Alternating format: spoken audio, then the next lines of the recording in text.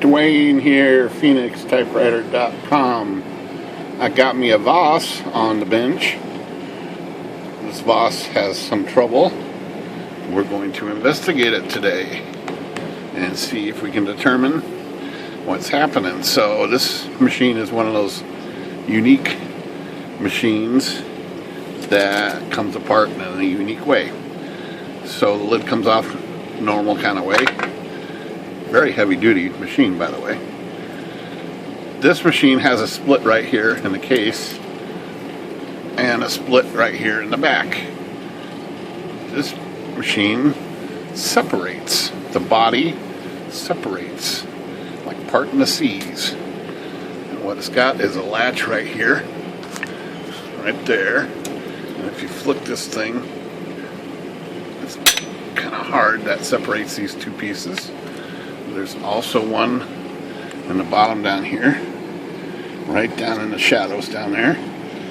Now I think it was Typewriter Minutes or one of the other typewriter guys showed this, and his latch opened up from this side to that side. This one opens up from this side to that side. And his was accessible from the bottom. This one is only accessible from the back, and only accessible when it's on shift lock, shift up, and then you can get to that lever right through there. You got a margin release over all the way, and it's right there, and it's a pretty tight fit, so we're going to use a screwdriver to pry it open. Let's see if I can get leverage point on this thing. There it goes. And then that lever's got to go all the way open. And that's it. It's got a little piece here that's got to separate. There we go. Now the only other trick was to remove this ribbon selector arm, which I actually already did. So now these two pieces will just come right off. Let's get this camera up a little bit. So if I tilt this up, should be able to get this side off.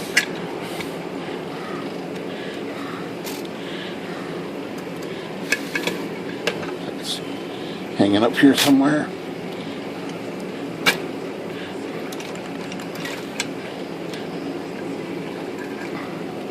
Let's see if it's...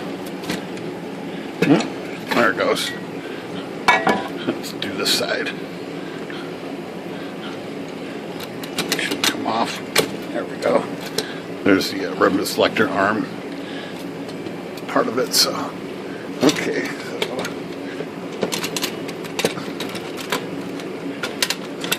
there we go. Here's those heavy duty latches. So, now that we got this in two pieces, I think I'll show you what the trouble is. Let's put that in there. So let me put the catch-all shop rag down,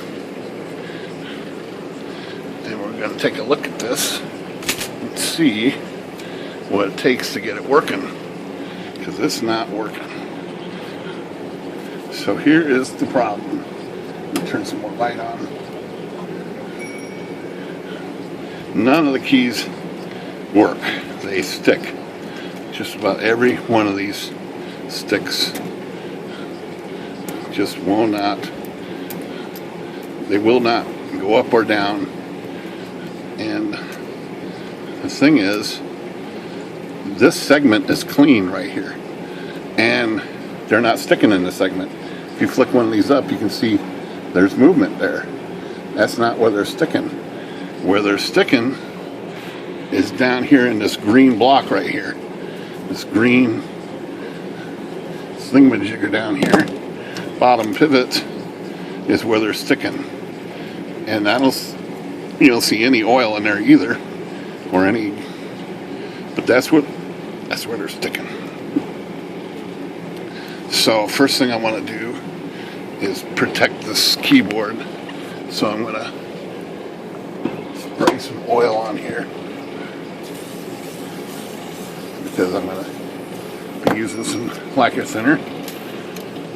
I don't want any splashes to get up here. So now you can see down here there is some dirt on those bars there.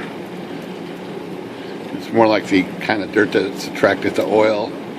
So let's just try some of these with some lacquer thinner and see if it has any effect at all. So that one right there.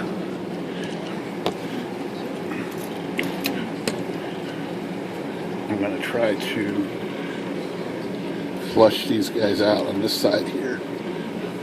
So let me soak that with some lacquer thinner right there and see if that made any difference.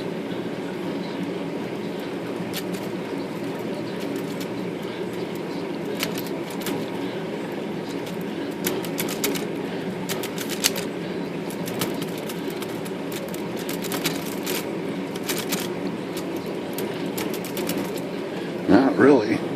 If it was to make a difference, it probably would have already. Just this little batch of keys here. And okay, the 9's going now. 9 is going. Let's try the K. K is going. Period is going.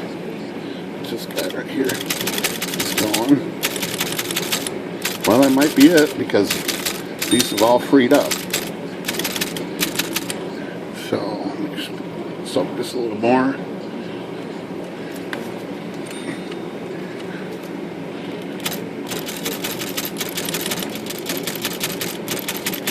And the 8's still hung up there. Spray that directly. Yeah, that's, see? You got some in there and it's coming back down. I think that's just got to be flushed out just like the segment does. Well, that's a good sign at least. I thought it was going to be metal corrosion. See that one key sticking out still? Right there. That's the M. So if I put some lacquer thinner right in that pivot and work it a little bit, it starts working.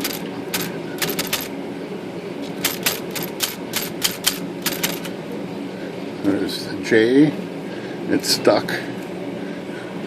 I put the lacquer thinner right in the pivot there for the J right there, and let's see if that frees it up. Sure enough. So I just got to do all these that way. Over here we got 6 not working at all. Hanging up pretty good. Let's put the lacquer thinner in the 6 slot. Work it. And there it goes. Number 5 doesn't work at all. All these are sticky over here still. Like the T doesn't want to go at all. So, lacquer thinner in the T. Work it in there a little bit. That one is feeling sticky still. I'm going to put a little in the segment 2. A little more on the pivot.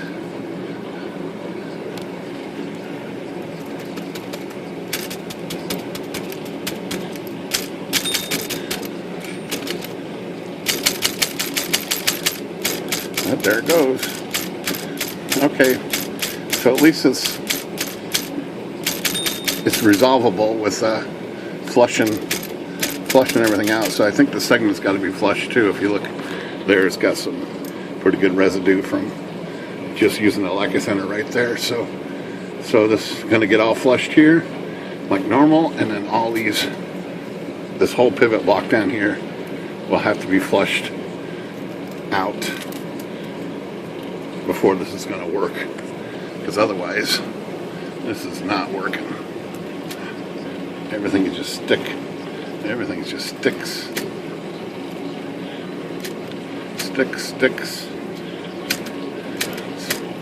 Sticks. So that green block, let's see what it looks like from the bottom here. Yeah, you can pretty much get access to it still. So I'm going to flush that out and then air blow it out and reflush it and air blow it again and repeat the process until it's completely working 100%. And that will solve the problem with this Voss machine, and we'll be able to button it back up. Well, it needs to be clean too. We're gonna do a pretty good clean on this. It's pretty grungy down here, so I will clean everything up on this thing